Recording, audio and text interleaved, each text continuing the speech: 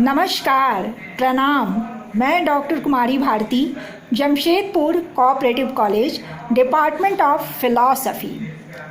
आज मैं आप लोगों के समक्ष एक विषय को लेकर उपस्थित हुई हूँ। वह है युवा पीढ़ी एवं अवसाद, साहित्य एवं दर्शन के परिप्रेक्ष्य में। आज हम देख रहे हैं कि जो हमारी युवा पीढ़ी है वो काफ़ी तनावग्रस्त है, नैराश्य है, अवसाद की शिकार हो चुकी है, जिसका फल यह हो रहा है कि वह आत्महत्या जैसे कदम को उठा रही है।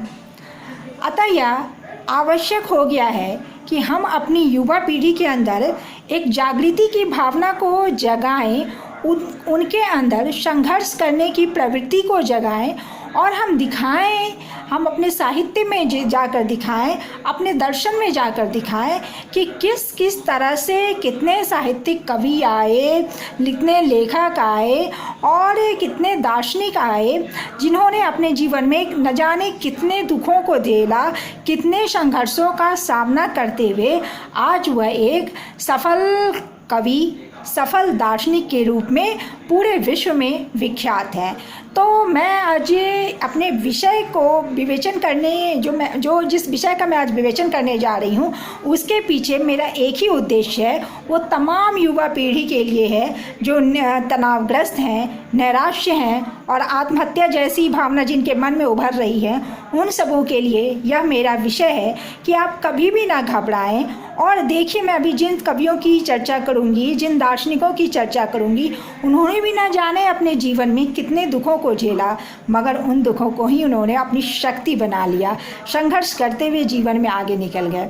तो आइए चलिए मैं आपको उन साहित्यिक कवियों की पहले चर्चा करती हूँ। तो दो चरणों में मैं अपनी बात करूँगी। पहली बात करूँगी साहित्य को लेकर, दूसरी बात करूँगी दर्शन को लेकर के। तो सबसे पहले मैं चर्चा करने जा रही हूँ, हमारे साहित्यिक कवि हैं सूर्यकांत त्रिपाठी निराला। तो सूर्यकांत त्रिपाठी निराला जी का जन्म पश्चिम बंगाल के महिषादल राज्य के अंतर्गत मेदिनीपुर जनपद में 1896 में हुआ था। इनके पूर्वज उत्तर प्रदेश के उन्नाव जनपद के गढ़कोला गांव के निवासी थे, जो खेती बाड़ी करते थे। और सूर्यकांत त्रिपाठी निराला जी के जो पिताजी थे, वो जिनका नाम राम सहाय त्रिपाठी था, वो महिषादल में ही राज्य में सरकारी नौकरी में नियुक्त थे और वहीं अस्थायी रूप से बस गए थे। सूर्यकांत त्रिपाठी जी का जब जन्म हुआ तो 3 वर्ष की अवधि में ही उनकी माता जी का निधन हो गया। उसके बाद सूर्यकांत त्रिपाठी निराला जी बहुत अक्खड़, जिद्दी स्वभाव के हो गए थे। पिता के द्वारा पिता उन्हें डांटते थे, डपटते थे या मारते थे, तो उनका स्वभाव जो था एक जिद्दीपन का स्वभाव हो गया था। माताजी का निधन 3 वर्ष की आयु में ही हो गया था। पिताजी ने उनका परवरिश किया। जब सूर्यकांत त्रिपाठी जी की उम्र जब 14 साल की हो गई तो उनका विवाह कर दिया गया। विवाह करने के बाद 4 वर्षों के बाद ही उनकी पत्नी चल बसी, और जो कि इन्फ्लुएंजा नामक बीमारी की शिकार हो गई थी और उनकी पत्नी चल बसी।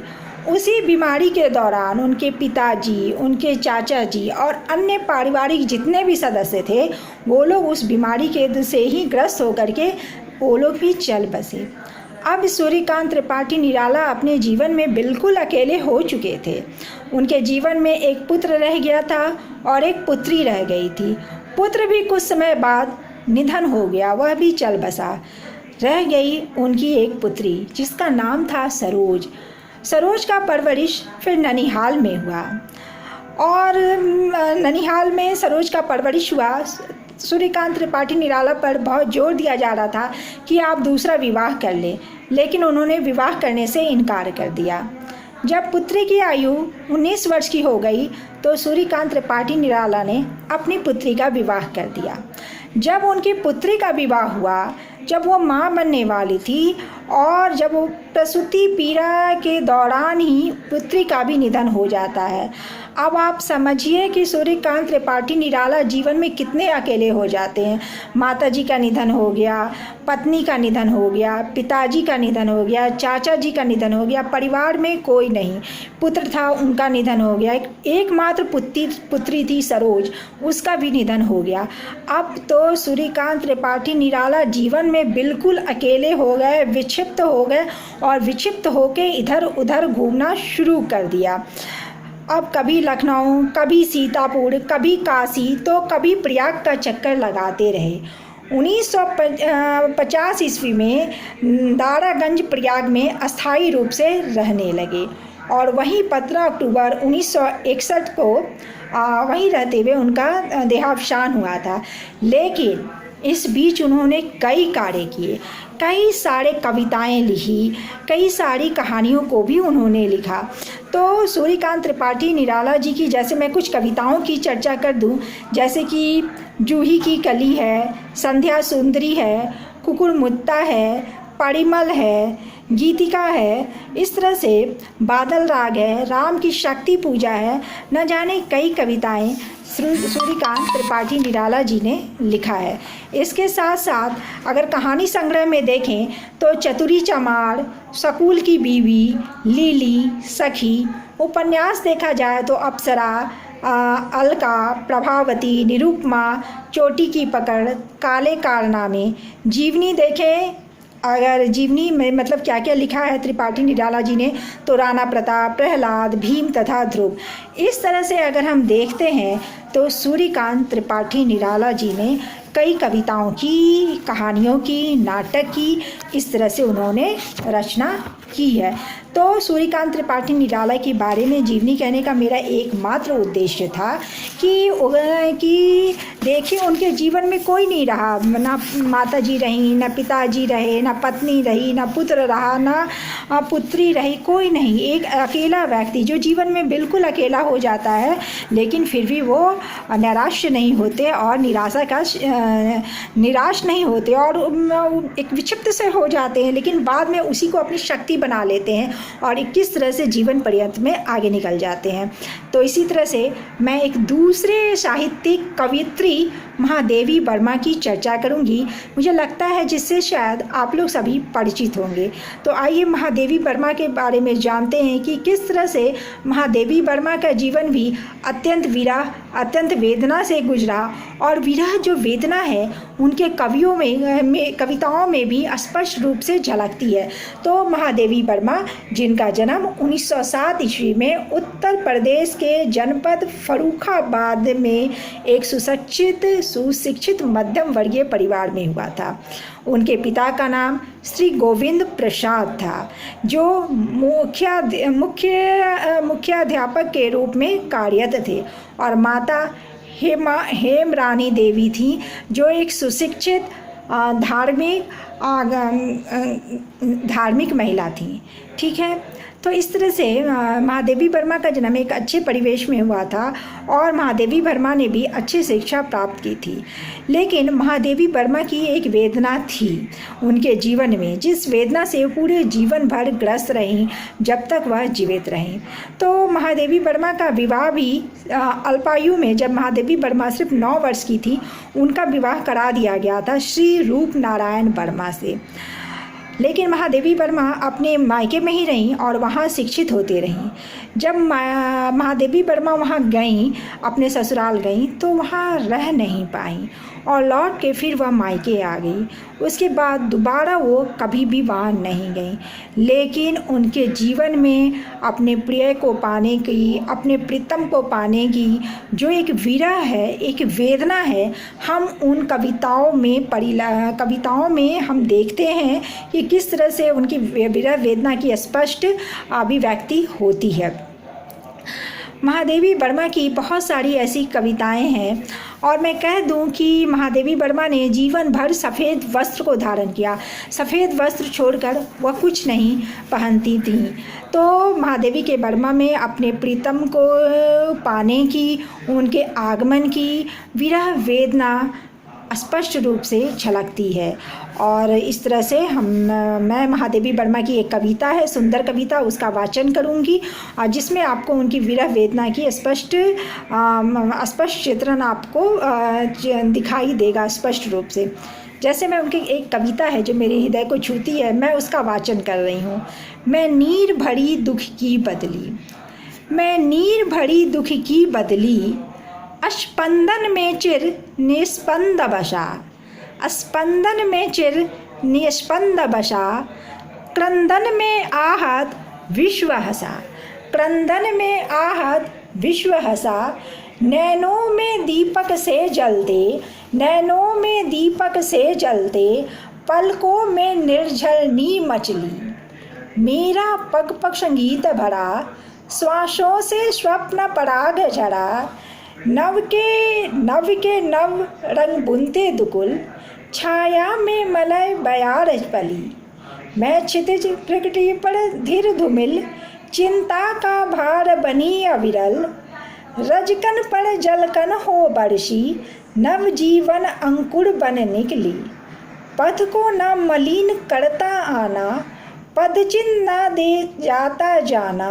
सुधी मेरे आगम की जग में, सुख की शिहरनो अंत खिली, विस्तृत नभ का कोई कोना, मेरा ना कभी अपना होना, परिचय इतना इतिहास यही, उम्री कल थी मिट आज चली, मैं नीर भरी दुख की बदली, स्पंदन में चिर स्पंद बसा, क्रंदन में आहत विश्व बसा, मैं नीर भरी दुख की बदली। ये कविता थी महादेवी वर्मा की। तो इस तरह से न जाने महादेवी वर्मा ने कितने ऐसी कविताओं को लिखा है जिसमें उनके दुख की, उनके विरह की स्पष्ट अनुभूति होती है। इसी तरह से महादेवी वर्मा की कविताओं में उनके दुख का स्पष्ट चित्रांकन होता है। अब मैं बात करने जा रही हूँ, मैं बात करूँगी हमारे महाकवि तुलसीदास की मैं बात कर रही हूँ कि अगर हम लोग तुलसीदास को सब कोई जानते हैं। तुलसीदास ने रामचरितमानस लिखा जो घर घर में पूजित होता है। तो मैं तुलसीदास की लेकिन जीवनी के बारे में कितने लोग जानते हैं, तो मैं तुलसीदास की जीवनी को बताती हूँ। मेरे तमाम युवा साथी जितने भी हैं वो इसे सुने और जाने कि किस तरह से जीवन में निराशा हाथ लगती है, किस तरह से जीवन में कठिनाइयाँ आती है, लेकिन उन कठिनाइयों को परास्त करके हम आगे निकलते हैं, ना कि आत्महत्या जैसे कदम को उठाते हैं। तो आइए मैं तुलसीदास की जीवनी की थोड़ी सी चर्चा कर दूँ। तुलसीदास, जिसका बचपन का नाम राम भूला था, तुलसीदास ने जैसे ही जन्म लिया वह मूल नक्षत्र कुछ अच्छा नहीं था। पिता आत्माराम दुबे, माता तुलसी देवी थी। जैसे ही जन्म लिया तुलसीदास के मुख में सभी दांत थे और राम नाम बोलते हुए ही उन्होंने जन्म लिया। और मूल नक्षत्र ना अच्छा होने के कारण उनके पिताजी को लगा कि यह उनके ऊपर अत्यंत भारी पड़ेगा, अतः उसके पिताजी चाहते थे कि इसको त्याग दिया जाए। फल यह हुआ कि माता पिता ने उसे त्याग दिया और एक चुनिया नाम की दाई थी, उसे तुलसीदास की माता ने चुनिया दाई को उसकी परवरिश के लिए उसे दे दिया। चुनिया जो दाई थी 5 साल तक तुलसीदास की पालन पोषण करते रही। उसके बाद उसका भी देहांत हो गया। इस तरह से करके फिर कोई नहीं, फिर संत नरहरिदास थे, उनके यहाँ उन्होंने शिक्षा दीक्षा ली काशी में रह करके, और इस तरह से तुलसीदास की शिक्षा दीक्षा होती है। और फिर एक बार तुलसीदास को इच्छा होती है कि अपने गांव चले। तुलसीदास अपने गांव आते हैं। जब आते हैं तो उस गांव में अपने किसी भी परिवार के व्यक्ति को नहीं पाते हैं, क्योंकि परिवार के सभी व्यक्तियों का देहांत हो चुका होता है। तुलसीदास घोर निराशा के शिकार हो जाते हैं। उसी समय एक व्यक्ति मिलते हैं और वो अपनी पुत्री के साथ उनका विवाह संपन्न करा देते हैं। विवाह रत्नावली से होता है, जो बड़ी ही सुंदर और शिक्षित कन्या रहती है। तुलसीदास उनके प्रेम में पागल रहते हैं और एक दिन की बात है, रत्नावली मायके चली जाती है और उस दिन बहुत तेज़ बारिश हो रही रहती है। जब तुलसीदास घर आते हैं तो पड़ोसियों से पता चलता है कि रत्नावली तो मायके चली गई हैं। तुलसीदास पीछे पीछे चल देते हैं और तालाब पूरा पानी से भरा रहता है और रात बड़ी अंधेरी रहती है और काफ़ी बरसात होती रहती है। तुलसीदास चल देते हैं तालाब में तैरते हुए और अंधेरी रात में उन्हें ये भी नहीं पता चलता कि वो किसी मुर्दा का सहारा ले लेते हैं और उस मुर्दा के सहारे वो तालाब पार कर जाते हैं और अपने ससुराल पहुंच जाते हैं। जब ससुराल पहुंचते हैं तो घर का दरवाज़ा बंद रहता है। तब तुलसीदास एक रस्सी का सहारा लेते हैं, जो रस्सी नहीं वास्तव में सर्प रहता है, और किसी तरह घर के अंदर प्रवेश कर जाते हैं। जब रत्नावली उन्हें देखती है तो अत्यंत ही क्रोधित हो जाती है और कहती है कि तुम्हें मेरे शरीर से इतना प्यार है, अगर इतना प्यार श्री राम से होता तो तुम्हारा उद्धार हो जाता। तो इस तरह से वो कहती है, अस्थि चरमम प्रेम मम तापर ऐसी प्रीत होती श्री राम से तो आपका उद्धार हो जाती है। अस्थि चरमम देह मम तापर ऐसी प्रीत, कहने का मतलब ये अस्थि, ये जो शरीर है इससे आपको इतना प्रेम है, अगर भगवान से प्रेम हो जाता तो आपका उद्धार हो जाता। और तुलसीदास चले जाते हैं और मुड़कर फिर वापस कभी नहीं आते और सारा जीवन श्री राम के चरणों में अर्पित कर देते हैं। और उन्होंने कई सारी पुस्तकें लिखी, महाकाव्य की रचना की है। श्री रामचरितमानस है जो अवधी भाषा में लिखी गई, ब्रज भाषा में आप देखिए तो कवितावली, दोहावली, विनय पत्रिका है उनकी। न जाने तुलसीदास ने कितनी कविताओं की रचना की, महाकाव्यों की रचना की और अपना जीवन को श्री राम के चरणों में अर्पित कर दिया। और कहा जाता है कि श्री राम का उन्हें दर्शन भी हुआ। तो इस तरह से हमने तुलसीदास की जीवनी को देखा और इसी तरह की कुछ जीवनी सूरदास की भी है, जो कि वो भी सूरदास भी एक महाकवि के रूप में जाने जाते हैं। अगर हम सूरदास की जीवनी पर ध्यान देते हैं तो सूरदास की जीवनी भी कुछ इसी तरह की रहती है। वो एक गरीब घर में पैदा होते हैं और गरीब घर में पैदा होने के कारण एक बार उनके पिता की झड़प मुस्लिम वर्ग के लोगों से हो जाती है। सूरदास के 6 भाई रहते हैं और 6 भाई और सूरदास के पिताजी उस झड़प के शिकार हो जाते हैं। तो सूरदास किसी तरह से प्राणों को बचाते हुए निकलते हैं और कहा जाता है कि घूमते घामते एक गुरु के शरण में आते हैं और वो गुरु रहते हैं बल्लवाचार्य रहते हैं और बल्लवाचार्य के ही चरणों में रह करके शिक्षा दीक्षा ग्रहण करते हैं सूरदास जी। और उन्होंने जो अपना जीवन श्री कृष्ण के चरणों में अर्पित किया, यानी पूरा जीवन जो है श्री कृष्ण की महिमा गाते, गुणगान गाते, कभी वात्सल्य, कभी श्रृंगार रस, कभी श्री कृष्ण और राधा की जो छवि रहती है, जो कि प्रेम लीला रहती है, उसका उन्होंने सजीव चित्रण किया है। तो इस तरह से कभी कभी कहा जाता है कि सूरदास जन्म से जन्मान थे, ऐसा विश्वास नहीं होता क्योंकि उनकी रचनाओं में एक सजीवता झलकती है। कहीं भी ऐसा नहीं लगता कि कृत्रिमता है, बनावटीपन है, लगता है एकदम सजीव सा सब कुछ चित्रण हो रहा है। तो इस तरह से सूरदास की जो जीवनी थी, मैंने बहुत सारी बातें छोड़ दी है, लेकिन सूरदास की जीवनी में भी देखेंगे तो बहुत संघर्ष रहा। एक तो कभी चर्चा होती है कि सूरदास जन्मान थे, कभी कहा जाता है विवादास्पद है, कभी कहा जाता है कि सूरदास बाद में अंधे हुए, तो ये एक विवादास्पद है। और सूरदास का जन्म जो है राजापुर गांव में, सूरदास का जन्म जो है सिहनी में हुआ था। तो इस तरह से सूरदास एक गरीब घर में पैदा हुए और गरीब घर में पैदा होते हुए बहुत संघर्षों का सामना किया। हालांकि उनके कंठ में, कोकिल में एक जादू था, शुरू से ही बड़ा अच्छा वो कविता गान करते थे, तो वो जादुई शक्ति उनके शुरू से ही उनके कंठ में मौजूद थी। लेकिन जब बल्लवाचार्य का उनको साथ मिला, बल्लवाचार्य जैसे गुरु मिले, तब तो उनका झुकाव पूरी तरह से श्री कृष्ण के चरणों में हो गया और उनके जीवन का उद्धार ही हो गया।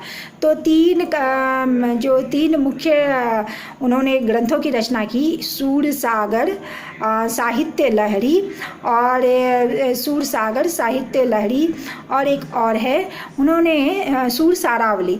तो इस तरह से 3 ग्रंथों की रचना की और कभी श्री कृष्ण के वात्सल्य का, कभी श्रृंगार रस का, कभी राधा कृष्ण के प्रेम का बड़ा माधुर्य, बड़ा स्पष्ट, बड़ा सजीवता के साथ उन्होंने चित्रण किया। तो मैंने साहित्य के कुछ प्रमुख कवियों को रखा है यहाँ पे, और इन कवियों के जीवन काफ़ी संघर्षमय रहा। आप सोच लीजिए, सूरदास जन्म से अंधे थे, लेकिन फिर भी उन्होंने इतने ग्रंथों की रचना की। देखिए युवा पीढ़ी, कभी भी कमजोरी से हताश मत होइए, आप अपनी कमजोरी को अपनी शक्ति बनाइए। मैंने जो आज इन लोगों का उदाहरण दिया वो इसलिए दिया है कि आपको अपनी कमजोरी को ही अपनी शक्ति बनाना है, उससे हार नहीं माननी है, तभी आप अपने जीवन में सफल होंगे। अब दूसरी बात, मैंने एक पक्ष की चर्चा की। मैंने अपने विषय का विषय रखा था युवा पीढ़ी एवं अवसाद, साहित्य एवं दर्शन के परिप्रेक्ष्य में। तो साहित्य की चर्चा हो गई, अब मैं दर्शन की चर्चा करती हूँ। तो अब दर्शन में देखिए, मैं चर्चा करती हूँ गौतम बुद्ध की। जैसा कि हम लोग सब कोई जानते हैं कि गौतम बुद्ध का जो जन्म था कपिल वस्तु के राजा शुद्धोधन के घर में हुआ था। गौतम बुद्ध का बचपन का नाम सिद्धार्थ था और वे एक राजकुमार थे, लेकिन प्रारंभ से ही उनका मन रासिक सुख भोग विलास में नहीं लगता था, और वो चाहते थे, उनका मन रासिक भोग विलास में नहीं लगता था, इसलिए वो थोड़े से परिवार से कटे कटे से रहते थे। तो इस बात की चिंता राजा शुद्धोधन को बचपन से ही थी, अतः उन्होंने गौतम बुद्ध का जल्दी ही विवाह कर दिया था। लेकिन गौतम बुद्ध को परिवार में मन लग नहीं रहा था। एक बार की बात है, कहा जाता है कि कुछ व्यक्ति लाश को लेकर जा रहे थे और लोग काफ़ी रो रहे थे, विलाप कर रहे थे। तब गौतम बुद्ध ने पूछा कि ये क्या हो रहा है। तब लोगों ने बताया कि मृत व्यक्ति की लाश जा रही है। तो गौतम बुद्ध ने कहा, क्या मैं भी मरूंगा? तो वहाँ उपस्थित जो लोग थे बोले, बिल्कुल हाँ, आप भी मरेंगे, जो जन्म लेता है उसकी मृत्यु निश्चित है। यह सब देखकर सुनकर गौतम बुद्ध के मन में एक अवसाद छा गया। उन्हें रात भर नींद ना आई। अपनी पत्नी को और पुत्र को छोड़कर वो घर से चले गए और फिर वहाँ पर एक बोधि वृक्ष के नीचे, गया में जाकर वहाँ बोधि वृक्ष के नीचे उन्होंने ध्यान लगाया और कहा जाता वहीं उन्हें ज्ञान की प्राप्ति हुई। तो ज्ञान की जब प्राप्ति हुई तो सबसे पहले उन्होंने 4 आर्य सत्यों की चर्चा की। तो 4 आर्य सत्य क्या है? गौतम बुद्ध ने सबसे पहले कहा कि दुख है, इट इज़ सफरिंग, सो दुख है। सो दुख क्या है? सर्वम दुखम दुखम, सब जगह दुखी दुख व्याप्त है। दुखियों ने इतना आंसू बहाया कि उसका जल महासागर से भी अधिक है। जन्म में दुख है, मरण में दुख है, बुढ़ापा दुखमय है, प्रिय से मिलन दुखमय है, प्रिय से वियोग दुखमय है, अप्रिय से मिलन दुखमय। इस तरह समस्त संसार दुख में जल रहा है। धम्मपद में कहा गया है समस्त संसार दुख से जल रहा है। तो इस तरह से गौतम बुद्ध ने कहा कि सब जगह दुख ही दुख व्याप्त है। दूसरे आर्षद में उन्होंने दुख के कारणों की चर्चा की कि अगर दुख है तो दुख के कारण भी है। पहला कारण जरा मरण यानी कि बुढ़ापा और मृत्यु है। दूसरा है जाति। प्रश्न उठता है कि बुढ़ापा और मृत्यु क्यों आती? क्योंकि मनुष्य जन्म लेता है तो उसे जाति कहा गया। अब प्रश्न अब है कि मनुष्य जन्म क्यों लेता है? भाव, मनुष्य में होने की इच्छा विद्यमान रहती है। मनुष्य में क्यों होने की इच्छा विद्यमान रहती है? उपादान, क्योंकि वह सांसारिक वस्तुओं से आसक्त रहता है। वह सांसारिक वस्तुओं से आसक्त क्यों रहता है? तृष्णा, मनुष्य में तृष्णा होती है, चाहत होती है। तृष्णा क्यों होती है? वेदना, क्योंकि हम सुख दुख को महसूस करते हैं। वेदना क्यों होती है? क्योंकि हम स्पर्श करते हैं, हमें अनुभूति होती है। अब प्रश्न है कि स्पर्श क्यों होता है? क्योंकि सड़ायतन, हमारे पास इंद्रियां हैं, 6 इंद्रियां, आँख, नाक, कान, त्वचा, जिह्वा और मन है। अब प्रश्न उठता है सड़ायतन क्या है? नाम और रूप, शरीर और मन को सड़ायतन कहा जाता है। नाम रूप का कारण क्या है? विज्ञान है, क्योंकि हमारे अंदर चेतना होती है। और विज्ञान का कारण क्या है? संस्कार है, यानी हमारे कर्मों का फल। हम जैसा कर्म करते हैं उसका संस्कार इस जन्म से लेकर अगले जन्म तक बना रहता है। संस्कारों का प्रवाह चलते रहता है। और लास्ट है अविद्या, क्योंकि मनुष्य अज्ञान रहता, उसे अपने वास्तविक स्वरूप का ज्ञान नहीं रहता। फलता क्या होता है? मनुष्य तरह तरह के दुख को झेलता है, तरह तरह के दुखों को भोगता है। तो इस तरह से गौतम बुद्ध ने अपने 4 आर्य सत्यों में दुख को भोलता। तो अविद्या ही दुख का सबसे बड़ा मूल कारण है। तो इस तरह से दुख के 12 कारणों की चर्चा की। फिर 3 आर्य सत्य में बताया निर्वाण और परिनिर्वाण। हाँ, दुख से मुक्ति संभव है और दुखों से मुक्ति को उन्होंने निर्वाण कहा और निर्वाण को के बाद ही परिनिर्वाण की प्राप्ति होती है। यह निर्वाण नागसेन ने कहा कि सहज से भी मीठा, समुद्र से भी गहरा, पर्वत से भी ऊंचा है। इस तरह से निर्वाण की व्याख्या की गई। और लास्ट में आता है आपका गौतम बुद्ध के जो हैं अष्टांगिक मार्ग हैं 8 फोल्ड पथ, जिसमें कहा गया सम्यक दृष्टि, उचित दृष्टिकोण, सम्यक संकल्प, सम्यक कर्मांत, सम्यक दृष्टि, सम्यक संकल्प, सम्यक वाक, सम्यक कर्मांत, सम्यक आजीविका, सम्यक व्यायाम, सम्यक स्मृति और सम्यक समाधि की चर्चा की गई है। इस तरह से अगर हम इन 8 मार्गों पर चलते हैं तो हमें मोक्ष की प्राप्ति बिल्कुल हो जाएगी और हम दुखों से मुक्त हो जाएंगे।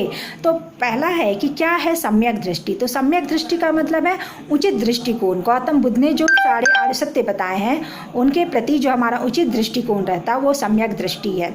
सम्यक संकल्प क्या है। सम्यक संकल्प है जो हम सम्यक संकल्प से तात्पर्य है कि हम उचित एक दृढ़ संकल्प लेते हैं कि हाँ हम सारे नियमों का पालन करेंगे। उचित संकल्प शक्ति, तो वो हमारा सम्यक संकल्प है। सम्यक का मतलब ही उचित होता है। सम्यक वाक, सम्यक उचित वाणी बोलना, मधुर वाणी बोलना, अप्रिय वाणी हम ना कहेंगे, सम्यक वाक। सम्यक कर्मांत, अच्छे अच्छे कर्मों को करना सम्यक कर्मांत है। सम्यक आजीविका, अच्छे कर्मों के द्वारा जीविका ग्रहण करना सम्यक आजीविका है। सम्यक व्यायाम, सम्यक व्यायाम का मतलब हम योग आदि करें जिसके द्वारा हमारा शरीर और मन शुद्ध होता है। फिर इसके बाद है सम्यक स्मृति। सम्यक स्मृति मतलब मन में अच्छे अच्छे विचारों को लाना ही सम्यक स्मृति है। और लास्ट है समाधि। जब हम ध्यान में जाते हैं, अपने मन को, मस्तिष्क को एकाकार करते हैं तो उस समय हमें ज्ञान की प्राप्ति होती है, दिव्य ज्ञान की प्राप्ति होती है। हमारा शरीर और मन शुद्ध होता है और उसी समय हमें वास्तविक ज्ञान की प्राप्ति होती है। हमारा ज्ञान मिट जाता है और हम सभी दुखों से मुक्त हो जाते हैं। तो इस तरह से हम गौतम बुद्ध के भी दर्शन में दुख है ये भी जानते हैं और दुख के कारण है हम ये भी जानते हैं और दुख से निवारण संभव है इसकी भी चर्चा करते हैं और दुख निवारण के मार्ग हैं हम इसको भी जानते हैं। इसी तरह से मैं बात करूँगी जैन दर्शन में। तो जैन जो थे, जिस मुख्य रूप से मैं महावीर की बात कर रही हूँ, तो अगर हम लोग महावीर को जानते हैं तो उनका जीवनी भी कुछ इसी तरह से रहा था। उन्होंने भी अपने परिवार को छोड़ दिया था और एक तरह से बाद में जाकर के वो भी एक सन्यासी का रूप ले लिए थे। और उनका जो बताया हुआ दर्शन है, ज्ञान है, खास करके पंचमहाव्रत का सिद्धांत जो है, सत्य, अहिंसा से अपरिग्रह, ब्रह्मचर्य, ये आज तक फेमस है। तो 24वें तीर्थंकर थे, महावीर जी थे, ठीक है, वर्धमान महावीर जी थे, उनको हम लोग जानते हैं और उनके बताए हुए शिक्षा पर आज भी हम लोग चलते हैं। तो उन्होंने भी एक तरह से मुक्ति की बात वहाँ पर भी जैन दर्शन में भी हम पाते हैं, वहाँ भी की गई है। इसी तरह से हम योग दर्शन की बात करें तो मैं योग दर्शन में बताना चाहती हूँ कि योग दर्शन ही एकमात्र विकल्प है जिसके द्वारा हम मोक्ष को प्राप्त कर सकते हैं। तो योग के जो हमारे मार्ग हैं, यम, नियम, आसन, प्राणायाम, प्रत्याहार, धारणा, ध्यान और समाधि, अगर इसको हम फॉलो करते हैं, जो महर्षि पतंजलि ने चर्चा की थी, महर्षि पतंजलि ने कहा था कि योग जो है युद्ध धातु से बना है जिसका अर्थ होता है मिलन, अर्थात आत्मा से परमात्मा के मिलन को ही हम लोग योग कहते हैं। चित्त वृत्ति निरोधा योगा या फिर योगा कर्म कौशलम, इस तरह से भी हम जान सकते हैं। चित्त वृत्ति निरोधा योगा, जो हमारे मन में, चित्त में जो विकार आ जाते हैं उसको बाहर निकालने को ही योग कहते हैं। तो इस तरह से योग की चर्चा की गई है और योग में भी 8 मार्गों को बताया गया है। यम को, जो कि निषेधात्मक मार्ग है, इसमें कहा गया कि झूठ नहीं बोलना चाहिए, अहिंसा नहीं करनी चाहिए, चोरी नहीं करनी चाहिए, जितना जरूरत हो उतना ही सामान रखना चाहिए और ब्रह्मचर्य का पालन करना चाहिए। तो सत्य, अहिंसा से अपरिग्रह, ब्रह्मचर्य, यमा। दूसरा है नियम, 5 नियमों का पालन करना चाहिए। शौच, संतोष, तपस, स्वाध्याय, ईश्वर प्राणिधान, नियमा। शौच मतलब कि शुद्ध करना, संतोष, जीवन में संतोष रखना, तप यानी सर्दी गर्मी में एक जैसा रहना, स्वाध्याय आप खुद से अध्ययन करना और स्वाध्याय यानी कि खुद से अध्ययन करना, और लास्ट में है शौच, संतोष, शौच, संतोष, तपस, स्वाध्याय, ईश्वर प्राणिधान, नियमा, ईश्वर के चरणों में अपने आप को समर्पित करना, यही दूसरा नियम है। तीसरा है आसन, आसन के में स्थिर सुख आसन, एक विशेष प्रकार से बैठने की अवस्था को, मुद्रा को आसन कहा गया है। उसके बाद प्राणायाम है, श्वास प्रश्वास की कला है, विशेष प्रकार से सांस लेने छोड़ने की कला को प्राणायाम कहते हैं। प्रत्याहार, अपने जितनी भी हमारी इंद्रियाँ उसको अंतर्मुखी बनाने को प्रत्याहार कहते हैं। धारणा, मन को विशेष विषय में केंद्रित करने को धारणा। फिर ध्यान, जब हमारा माइंड कॉन्सेंट्रेट हो जाता है, किसी खास चीज़ में स्थिर हो जाता है तो उसे हम लोग ध्यान कहते हैं। और लास्ट है समाधि। तो जब हम समाधि में जाते हैं तो हमारा मन पूरी तरह से कॉन्सेंट्रेट हो जाता है, एकाग्र हो जाता है और उस समय हमें दिव्य ज्ञान की प्राप्ति होती है और उसी समय हम कैवल्य को प्राप्त करते हैं, मोक्ष को प्राप्त करते हैं। कैवल्य या मोक्ष वह अवस्था होती है जहाँ हम सभी दुखों से मुक्त हो जाते हैं। तो इस तरह से हमने देखा कि दर्शन में किस तरह से सबों ने बताया कि हाँ, इस जीवन में दुख है, ये दुख की सच्चाई को स्वीकार किया गया है कि दुख है। इसको सबसे पहले हम एक्सेप्ट करें, स्वीकार करें। अगर हम स्वीकार नहीं करते हैं तो हमारे सामने कोई भी दुख आ जाता है तो हम घबरा जाते हैं, हम उसका सामना नहीं कर पाते हैं। फलतः बड़ा से बड़ा कदम लोग उठा लेते हैं। हमारी युवा पीढ़ी जैसे आत्महत्या जैसे कदमों को उठा लेती है। तो हमें इस बात को स्वीकार करना है कि दुख जीवन में हमारा है और रहेगा और इसके कारण भी हैं और हम चाहें तो अपने प्रयासों के बल पर इस दुखों से मुक्त हो सकते हैं। और सबों में सबसे मुख्य कारण हमारी अज्ञानता ही है, जिसकी वजह से हमें कई तरह के दुख होते हैं। तो अगर हमें ज्ञान चाहिए, वास्तविक ज्ञान की प्राप्ति चाहिए तो मेडिटेशन को अपनाना होगा, समाधि में जाना होगा, हमें ध्यान लगाना होगा। ध्यान लगाते लगाते हम एकाग्रता की ओर बढ़ेंगे और हमारा माइंड कॉन्सेंट्रेट हो जाएगा। धीरे धीरे करके हम अपने आप धीरे धीरे दिव्य ज्ञान को प्राप्त करते जाएंगे। हम फिजिकली हेल्थ तो स्वस्थ तो रहेंगे और मेंटल भी प्यूरीफाई होते जाएंगे और हमारे अंदर ज्ञान की प्राप्ति होते जाएगी और धीरे धीरे इस तरह से हम मोक्ष की प्राप्ति करते जाएंगे और एक ऐसी अवस्था तक पहुंच जाएंगे जहां हम सुख दुख से परे हो जाएंगे और जीवन में रहते हुए ही हमारा एकमात्र उद्देश्य हो जाएगा कि मानव कल्याण की प्राप्ति करना, दूसरों की कल्याण की प्राप्ति करना और दूसरों में ही खुद को ढूंढना।